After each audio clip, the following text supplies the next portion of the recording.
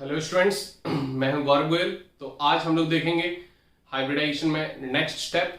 देखो, हमने हाइब्रिडाइजेशन में समझ लिया था कि किस तरीके से ऑर्बिटल्स मिक्सिंग हो रही है, किस तरीके से चीजें हो रही हैं वहां पर, और फिर नई ऑर्बिटल्स मिलकर किस तरीके से वो दूसरे एटम के साथ ओवरलैप करती हैं।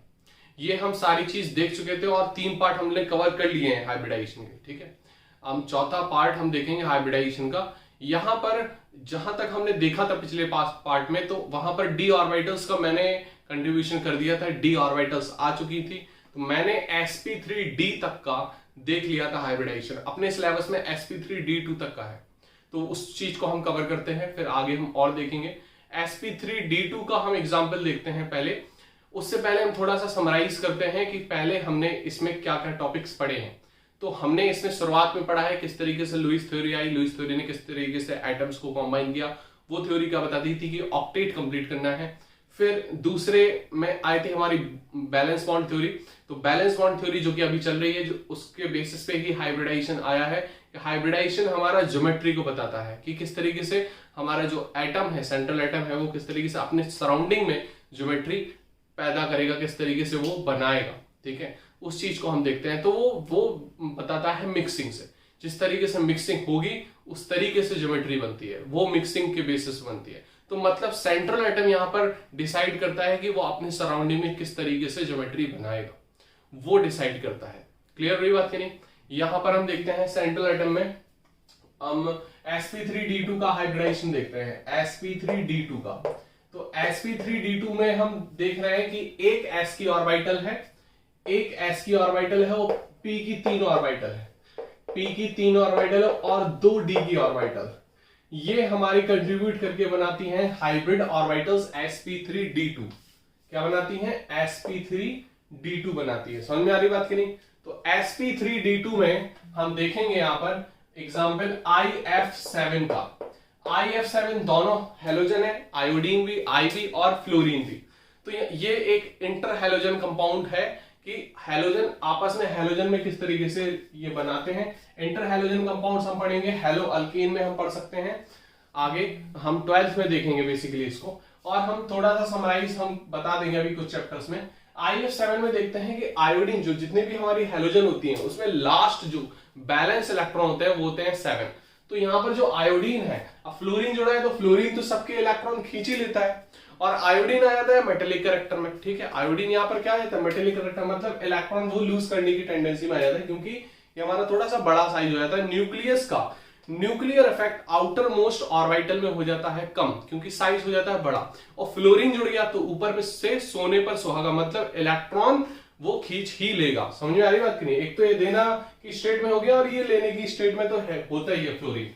तो अब यहां पर देखते हैं कि एक्साइटेशन, यहां पर देख रहे हो कि 7 फ्लोरीन जुड़े हैं, मतलब 7 इलेक्ट्रॉन ये खींचेगा, और 7 प्लस इसका ऑक्सीडेशन स्टेट हो सकता है आयोडीन का इसमें, IF7 में। अब देखो आयोडीन का अगर हम इलेक्ट्रॉनिक कन्फिग्रेशन देखें तो यही है NH2 NP6 NP5 होता है इसका जनरल इलेक्ट्रॉनिक कन्फिग्रेशन, है ना? यही तो देख रहे थे हम। तो अगर हम यहां पर NH2 NP5 में देखेंगे तो जो ऑर्बिटल्स हैं, ठीक है, क्योंकि फ्लोरीन की क्या है 2s2 2p5, क्लोरीन की क्या है 3s2 3p5, ब्रोमीन की क्या है 4s2 4p5, और आयोडीन की जो आएगी वो 5s2 5p5 आएगी। इसको हम इस तरीके से देख ले रहे हैं। तो 5s2 5p5, 5s2 5p5, और यहां पर जो D है वो D हमारी 4D जो है वो हमारी क्या रहेगी 0, 4D ऑर्बिटल्स क्या रहेगी 0। तो यहां पर हम थोड़ा सा इलेक्ट्रॉनिक कन्फिग्रेशन में देखेंगे। अगर हम ग्राउंड स्टेट की बात करते हैं तो यहां पर ये ग्राउंड स्टेट में ये तो हमारा पैक्ड रहेगा, और यहां पर ये अगर हम p ऑर्बिटल्स की बात करें तो 1 2 3 4 और ये 5, ये हमारे 5p5, ये हो गई हमारी ग्राउंड स्टेट की बात। किसकी? ग्राउंड स्टेट की। अगर ये एक्साइटेड स्टेट में जाता है, एक्साइटेड स्टेट में ये जाता है, तो ये d ऑर्बिटल्स में क्या करेगा? एक्साइट कर जाएगा। ये हमारी s की ऑर्बिटल, ये हमारी p की ऑर्बिटल्स, ठीक है, और ये हमारी d की ऑर्बिटल्स, ये हमारी d की ऑर्बिटल्स हो जाएंगी। क्लियर हो रही बात की नहीं? अब यहां पर ये 2 इलेक्ट्रॉन थे, ये देखो 7 अनपेयर्ड इलेक्ट्रॉन करने हैं, तभी 7 फ्लोरीन जोड़ पाएगा।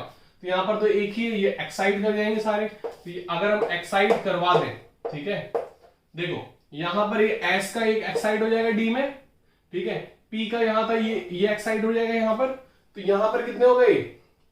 यहां पर कितने हो गए, sp3, sp3 हो गया ये।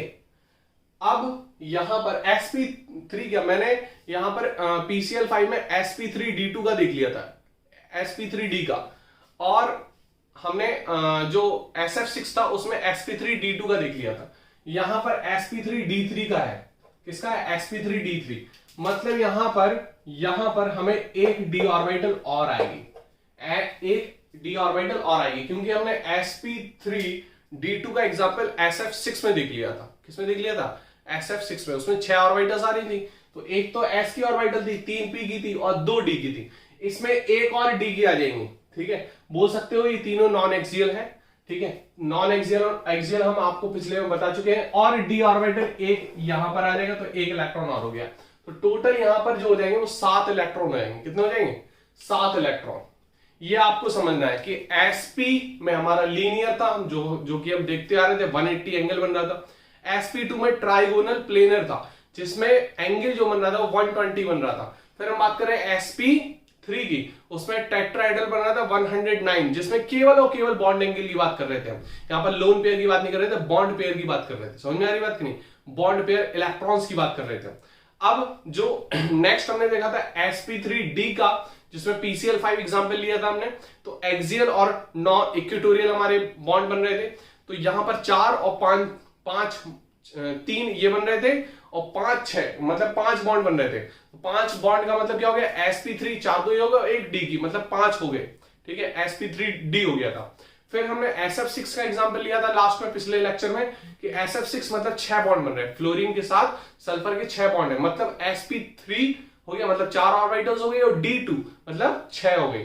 अब यहां पर sp3d3 देखेंगे तो तीनों की तीनों ये d की नॉन एक्सियल बनेगी। यहां पर जो फ्लोरीन है वो ओवरलैप कर जाएगा, फ्लोरीन जो है वो ओवरलैप कर जाएगा, और यहां पर बना लेगा क्या, कौन सा, यहां पर क्या बना लेगा, ये हमारे 7 बॉन्ड्स बनाएगा। कितने बॉन्ड बनाएगा, 7 बॉन्ड बनाएगा। तो sp3d3 का एग्जांपल हम इसमें देखते हैं हाइब्रिडाइजेशन में, ये हमारा IF7 में 7 बॉन्ड बनाएगा और sp3d3 बनाएगा। क्लियर हो रही बात करी। ये हो गए हमारे एक्साइटेशन में। किसमें हो गए, एक्साइटेशन में। समझ में आ रही बात की नहीं, एक्साइटेड हो चुके हैं ये। अब एक्साइटेड होने के बाद क्या ये एक्साइटेड स्टेट में ही बॉन्ड बना लेगा, नहीं बना लेगा ना एक्साइटेड स्टेट में। तो एक्साइटेड स्टेट में तो हमने कभी बॉन्ड नहीं बनाया, बनाते कब है, जब हमारा ये हाइब्रिड हो जाता है। अभी ये एक्साइटेड स्टेट में आपको बॉन्ड बनाना ही नहीं है। अब ये सबसे पहले क्या हो जाएगा, हाइब्रिड हो जाएगा, ये आपको समझना है। तो हाइब्रिड जब हो जाएगा, मतलब 7 ऑर्बिटल्स यहां पर हाइब्रिड होंगी, तब ये बॉन्ड बनाएगा। तो 1 2 3 4 5 6 7, ये 7 इलेक्ट्रॉन्स आ रहे हैं ना, तो अब ये हाइब्रिड ऑर्बिटल बनेगी, क्योंकि ये तो एक्साइटेड है। यहां बनेगी ये हाइब्रिड ऑर्बिटल। क्या बनेगी, हाइब्रिड ऑर्बिटल, मतलब मिक्सिंग हो जाएगी इसकी सबकी, किसकी, एक s की, 3 p की और 3 d की ऑर्बिटल्स, ये आपस में मिक्स करेंगे, तब ये बॉन्ड फ्लोरीन हमारे ओवरलैप करेंगे और सबको बराबर का कंट्रीब्यूशन यहां पर मिलेगा। समझ में आ रही बात की नहीं, सभी को बराबर का कंट्रीब्यूशन यहां पर मिलेगा। समझ में आ रही बात की नहीं, तो सब में sp3d3 का ये बन जाएगा। क्लियर। अब यहां पर हम ओवरलैपिंग की बात करते हैं। तो आयोडीन की जो सराउंडिंग है वो कैसी बनेगी, sp3d3 मतलब ये हमारा 7 ऑर्बिटल्स बन चुकी हैं। अब देखो कुछ जो हम फ्लोरीन की बात करें तो हमने स्क्वायर बाई पिरामिडल तो SF6 में बना दिया था, यहां पर पेंटागोनल बनेगा। क्या बनेगा, पेंटागोनल, ऐसे।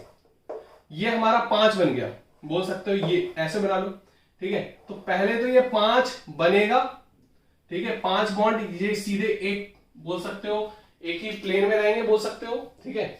और फिर ऊपर का बॉन्ड बनेगा ऐसे, ऐसे बनेगा ये, ठीक है, और एक नीचे बनेगा ये बॉन्ड।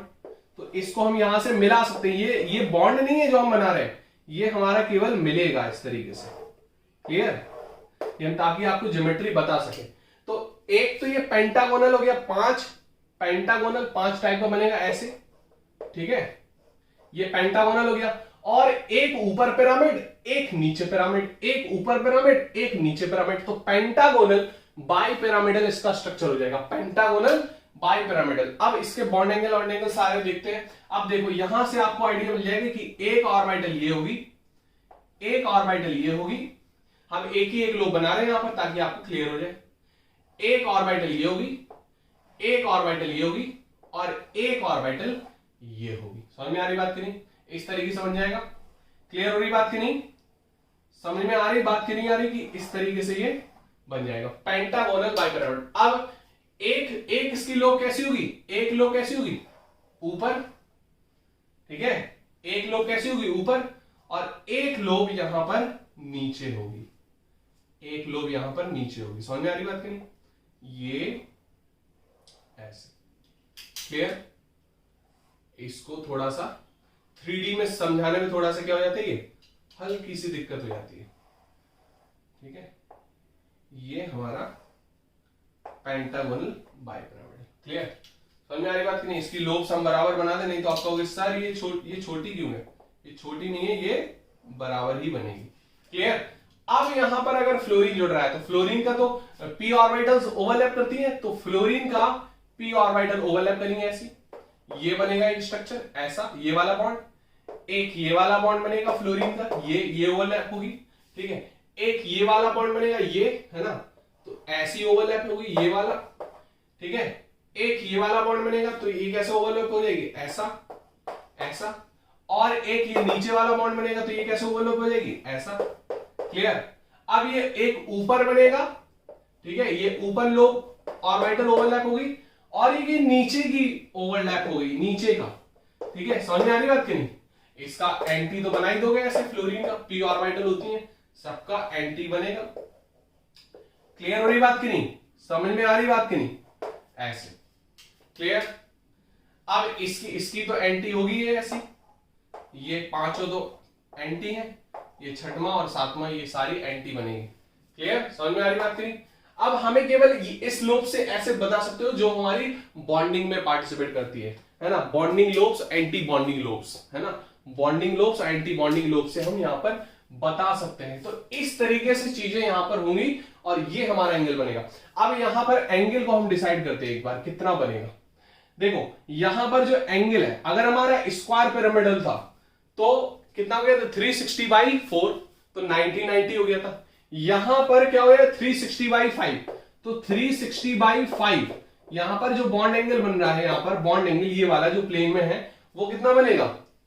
5 7 जा 35, 5 7 जा 35 और 1 0, तो मतलब 5 2 जा 10, मतलब 72 डिग्री हो गया। कितना हो गया यहां पर? 72 डिग्री। क्लियर? तो एंगल कितना बनेगा? ये वाला एंगल कितना बनेगा? 72 डिग्री।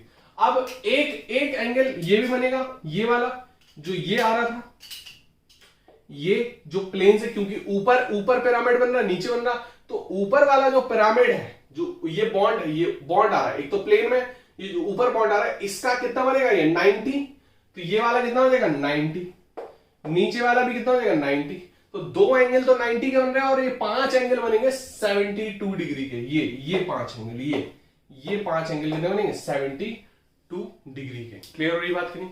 इतनी बात समझ में आ रही कि नहीं आ रही? तो बहुत इजी है sp3d3 का मतलब यहां पर आपको समझना है कि दो अगर ऑर्बिटल्स, दो लोब्स हैं, दो ऑर्बिटल्स है बॉन्डिंग ऑर्बिटल, तो sp बन जाएगा। अगर sp2 है तो 3 का बन जाएगा, मतलब 3 हाइब्रिड ऑर्बिटल आएंगे, sp3 sp2 में 120 एंगल होगा, sp3 में 109, टेट्राहेड्रल बन जाएगा। अब d ऑर्बिटल आगे sp3d, तो वहां पर आपको चीजें देखनी पड़ेंगी। ट्राइगोनल बाइपिरामिडल बनता है तो 120 नीचे के प्लेन के एंगल और ऊपर नीचे 90 के बनाता है। ठीक है, जो ऊपर नीचे आएगा लोब्स में, मतलब जो ऊपर बनेगा पिरामिड वो तो प्लेन से 90 बनाएगा ना, तो उसका 90 बनता है। क्लियर? इतनी बात थी।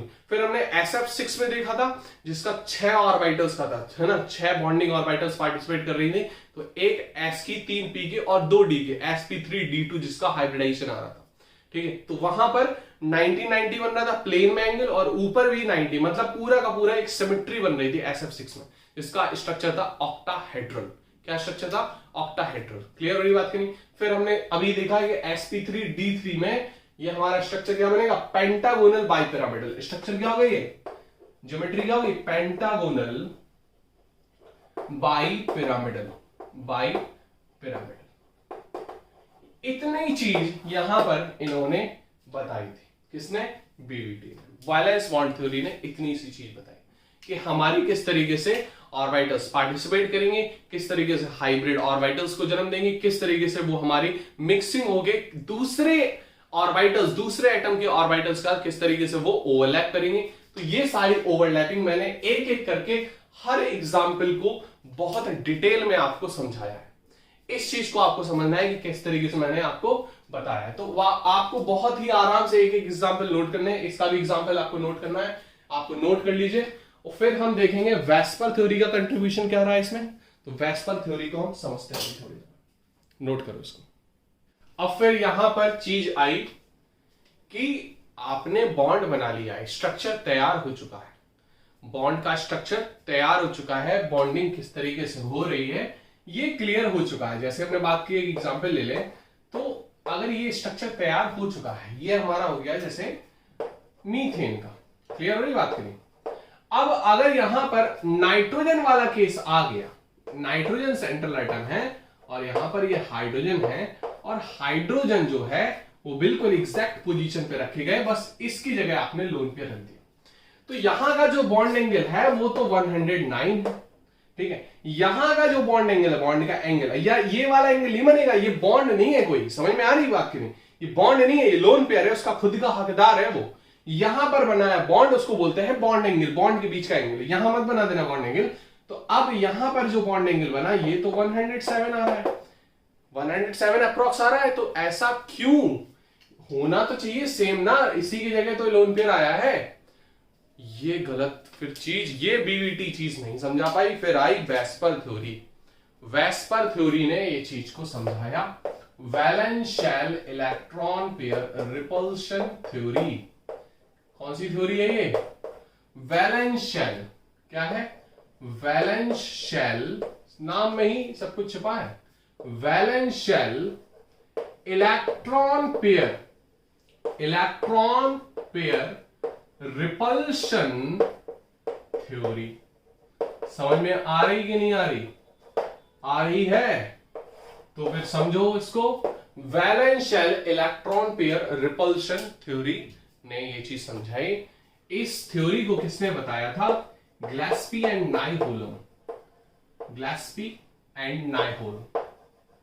समझ में आ रही बात की नहीं? ग्लेस्पी एंड नाइहोलम ने ये समझाया कि इधर तो बॉन्ड पेयर है, उसी जगह तो लोन पेयर आया है। तो फिर इस चीज को आप अलग अलग क्यों बता रहे हो? इस चीज को फिर आप अलग अलग क्यों बता रहे हो? नाइहोलम की NY स्पेलिंग है, तो इस चीज को आप अलग अलग क्यों बता रहे हो? समझ में आ रही बात की नहीं? यहां पर बॉन्ड एंगल 109 है, यहां पर 107 कैसे आ गया? अब इस चीज को समझाने के लिए वेस्पर थ्योरी ने बोला कि वैलेंस शेल में इलेक्ट्रॉन पेयर में रिपल्शन होता है।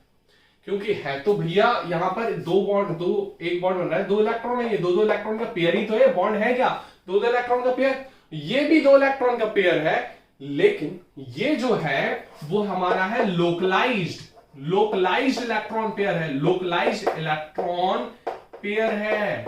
यहां पर हक केवल नाइट्रोजन का है, सेंट्रल एटम का हक है।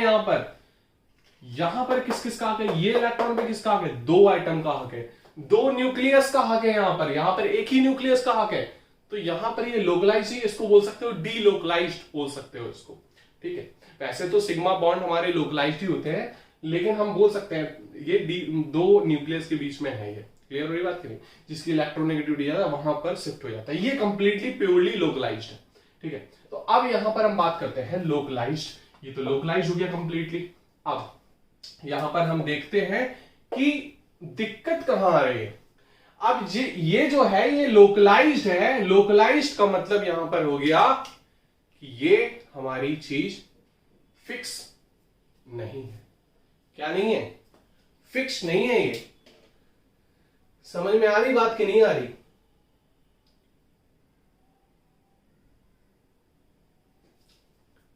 क्लियर हो रही बात कि नहीं हो रही?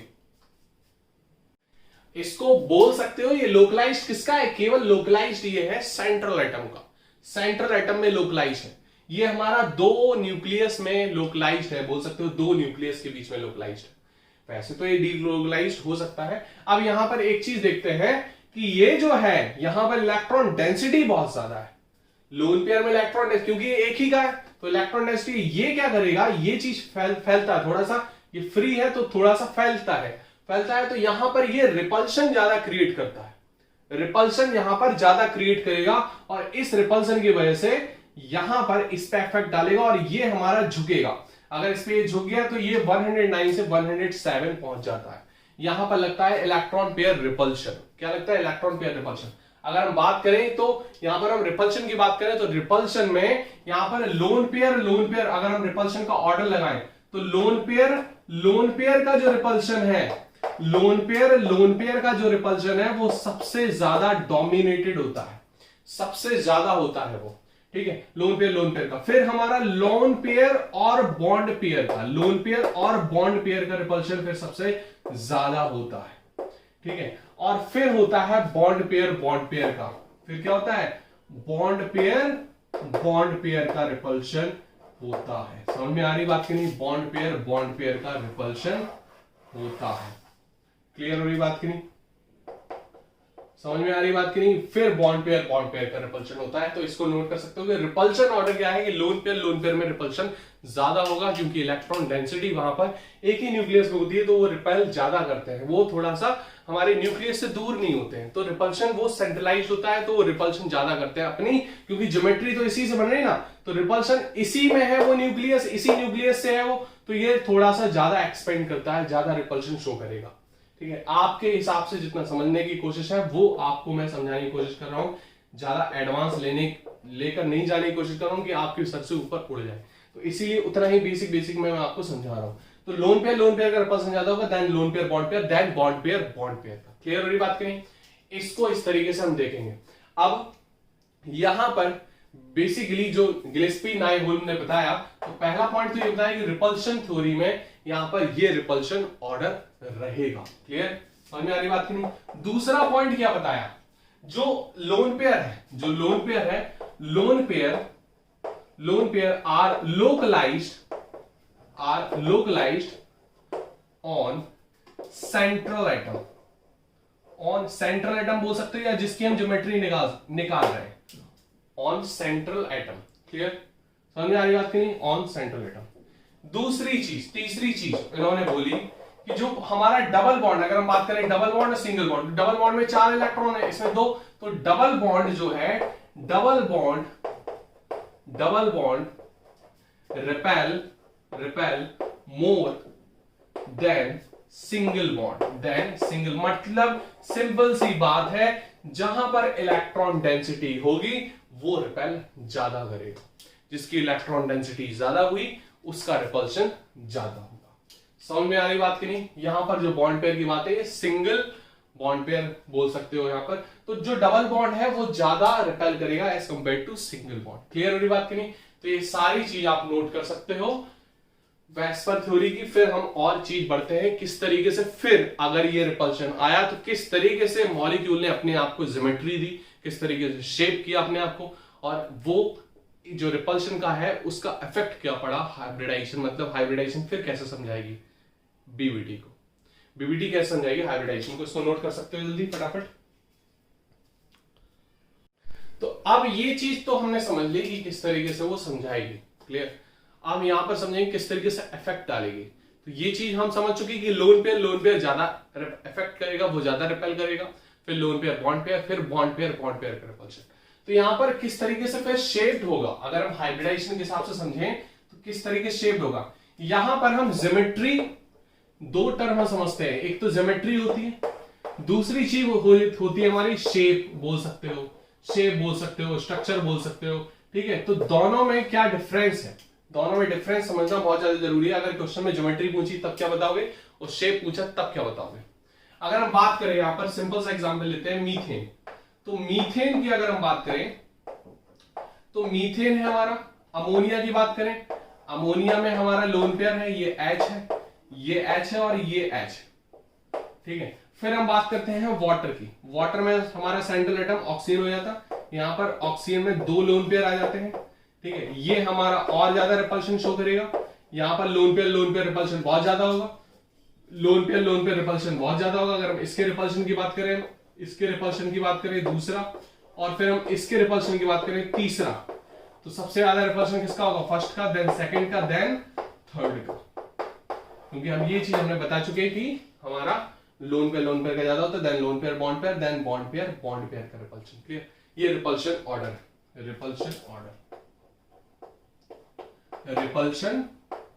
है ये। इतनी बात समझ में आ गई होगी आपको। अब यहां पर अगर हम देखें कि यहां पर तो बन तो रहे सेम टाइप की चीजें, ये भी हमारा इस टाइप का, ये भी है ना, और सराउंडिंग में चार ही चीजें। यहां पर एक भी लोन पेयर नहीं है, यहां एक लोन पेयर, यहां दो लोन पेयर है, तो सराउंडिंग में 4 चीज। ज्योमेट्री क्या करती है? लोन पेयर को काउंट करती है। लोन पेयर काउंट करती है। यहां पर लोन पेयर नॉट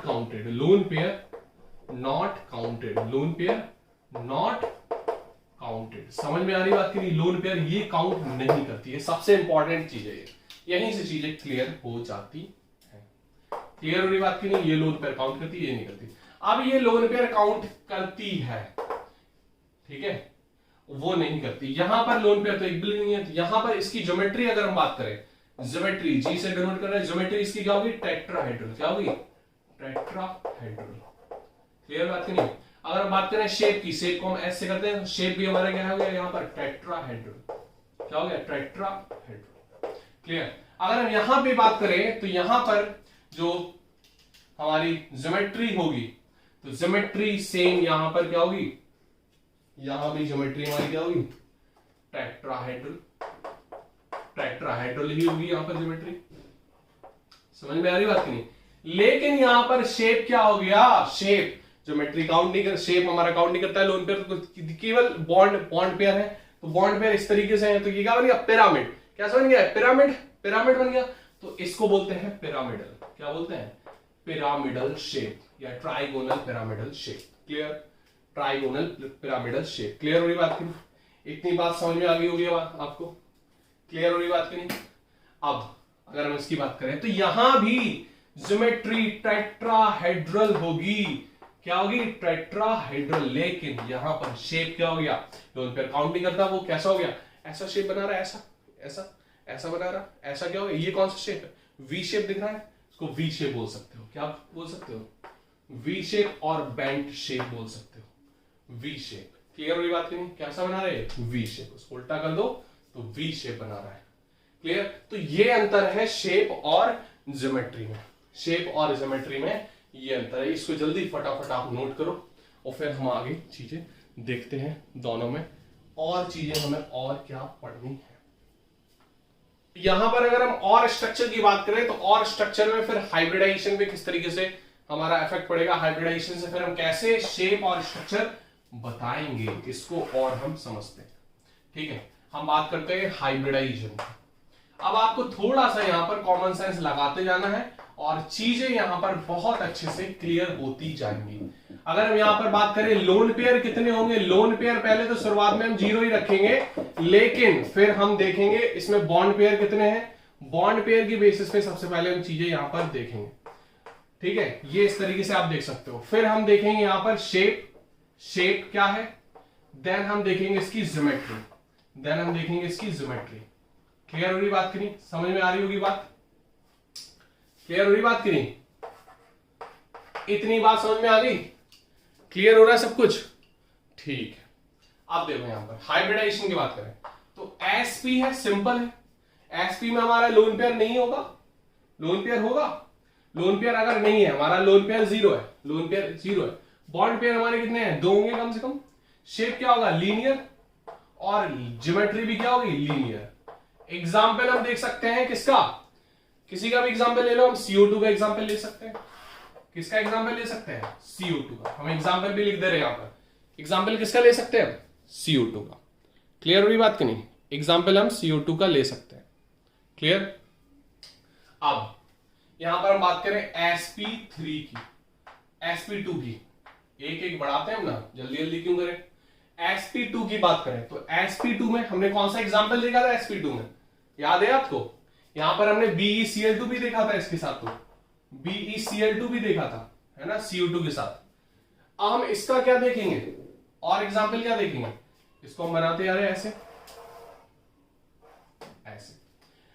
हमने sp2 में क्या एग्जांपल देखा था, अगर हम इसका लोन पेयर हमने 0 कर दिया था, बॉन्ड पेयर हमारे कितने थे, बॉन्ड पेयर कितने बनेंगे 3, तो बॉन्ड पेयर लीनियर कैसा शेप बना था, इसका शेप कैसा बना था, ट्राइगोनल प्लेनर, क्या बना था, ट्राइगोनल प्लेनर बना था, ट्राइगोनल प्लेनर, ठीक है। ज्योमेट्री अगर हम बात करेंगे तो सिंपल हमने एग्जांपल इसका लिया था BH3, ठीक है, BF3 भी ले लिया था, ठीक है, ये हमने लिया था, समझ में आ रही बात की नहीं।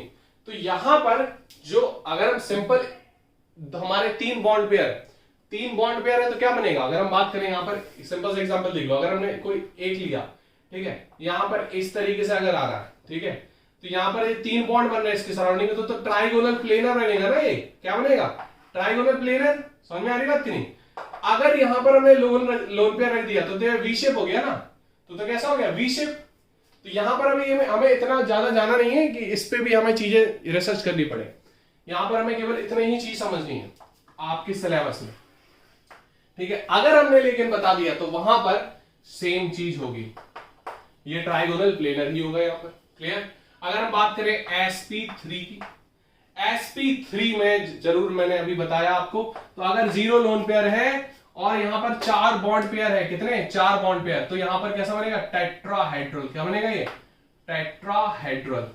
और यहां भी टेट्राहेड्रल को हम TD से डिनोट करते हैं, ज्योमेट्री भी टेट्राहेड्रल, एग्जांपल हमारा CH4, इसी में sp3 में एक और केस बनता, अगर एक लोन पेयर आ गया तो बॉन्ड पेयर कितने हैं 3, बॉन्ड पेयर कितने हैं 3, तो क्या बनेगा ये पिरामिडल, ट्राइगोनल पिरामिडल बन जाएगा, कैसा बन जाएगा, ट्राइगोनल पिरामिडल। और ये ज्योमेट्री हमारी TD रहेगी, ज्योमेट्री हमारी टेट्राहेड्रल ही रहेगी। एग्जांपल हमारा अमोनिया, बहुत अच्छे से हमने क्लियर अभी कर दिया आपको। नेक्स्ट अगर ये हमने कर दिया और 2 लोन पेयर हो गए हमारे, तो 2 बॉन्ड पेयर थे हमारे, और जो हमारा बना था वो वी शेप बना था, बेंट शेप भी बोल सकते हो, और लेकिन ज्योमेट्री हमारी टेट्राहेड्रल ही रहेगी। और यहां पर जो केस आ जाएगा वो क्या आ जाएगा, बोलो, पानी, H2O, क्या आ जाएगा ये H2O। तो यहां पर ये चीज बन रही है, क्लियर हो रही बात की नहीं, इतनी बात समझ में आई आपको, इतनी बात क्लियर हुई पूरी। तो ये चीज हमें थोड़ा यहां पर समझनी थी, तो इतनी चीज क्लियर हुई। फिर हम आगे और देखेंगे, जब हमारी d ऑर्बिटल का कंट्रीब्यूशन होगा तो उस चीज का चार्ट देखेंगे, इस चीज को आप बना सकते हो अच्छे से। फिर हम आगे के लेक्चर में हम देखेंगे कि किस तरीके से हमें चीजें और देखनी है, क्लियर, इसको नोट कर सकते हो फटाफट।